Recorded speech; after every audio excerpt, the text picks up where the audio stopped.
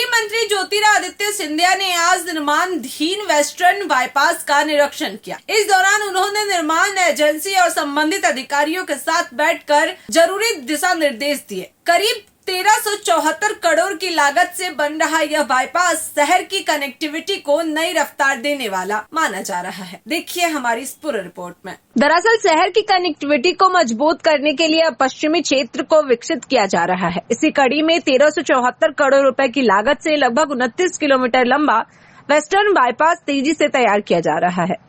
इस प्रोजेक्ट का निरीक्षण करने केंद्रीय मंत्री ज्योतिरादित्य सिंधिया मौके पर पहुंचे। उन्होंने निरावली से पनिहार तक बनने वाले इस बाईपास की वर्किंग प्रोग्रेस, रूट पॉइंट्स और साडा क्षेत्र से कनेक्टिविटी को लेकर अधिकारियों के साथ विस्तार से चर्चा की। निरीक्षण के दौरान सिंधिया ने कहा कि यह प्रोजेक्ट शहर के विकास के लिए मोती की माला के समान है। अब तक शहर का विकास मुख्य रूप से पूर्वी क्षेत्र में केंद्रित था, लेकिन वेस्टर्न बाईपास बनने के बाद पश्चिमी क्षेत्र में भी तेजी से विकास होगा। उन्होंने बताया कि अभी लोगों को शहर के बीचों बीच से होते हुए शिवपुरी और झांसी की ओर जाना पड़ता है, लेकिन बाईपास बनने के बाद महज 20 मिनट में सीधी कनेक्टिविटी मिल सकेगी। यह महत्वाकांक्षी प्रोजेक्ट साल 2028 तक पूरा करने का लक्ष्य रखा गया है। आपको बता दें कि इस वेस्टर्न बाईपास से सबसे ज्यादा फायदा साडा क्षेत्र को मिलने की उम्मीद है। यह क्षेत्र दिल्ली के करीब होने के कारण काउंटर मैग्नेट सिटी के रूप में विकसित हो सकता है। यहाँ इंडो टाइबेटन बॉर्डर पुलिस यानी ITBP जैसे बड़े संस्थान स्थापित करने की भी योजना है। इसके अलावा बाईपास पर 13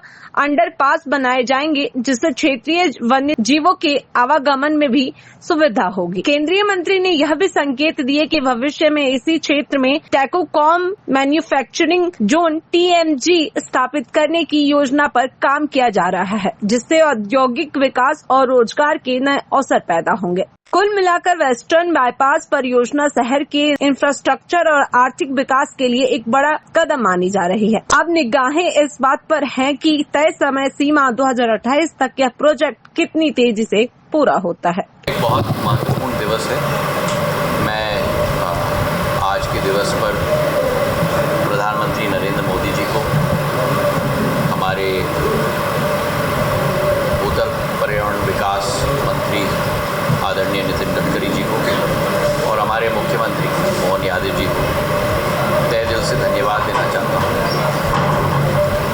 उनके तीनों के आशीर्वाद से आज जिस ग्वालियर का सपना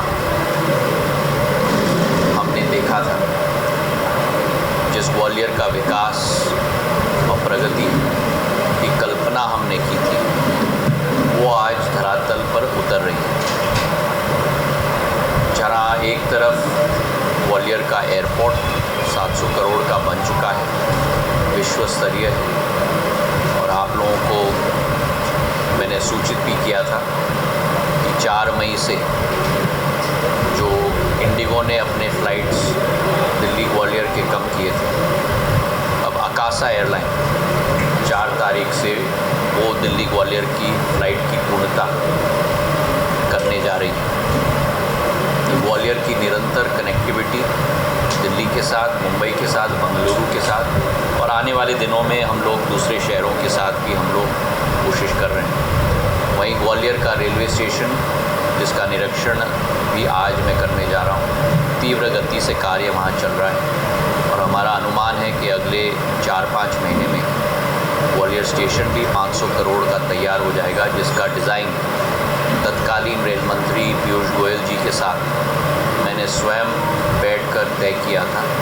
जहां हमारे पुराने स्टेशन को, उसकी संस्कृति और परंपरा को वहीं रख रहे हैं और दोनों तरफ दाएं बाएं आधुनिक स्टेशन स्थापित कर रहे हैं, जिसमें अश्विनी वैष्णव जी का संपूर्ण साथ हमें मिला है और तीव्र गति से अश्विनी जी और मेरे निरीक्षण में वो कार्य भी संपन्न होने जा रहा है। उसी के साथ ग्वालियर का एलिवेटेड रोड भी तीव्र गति से आगे चल रहा है, पार्ट 1 और पार्ट 2।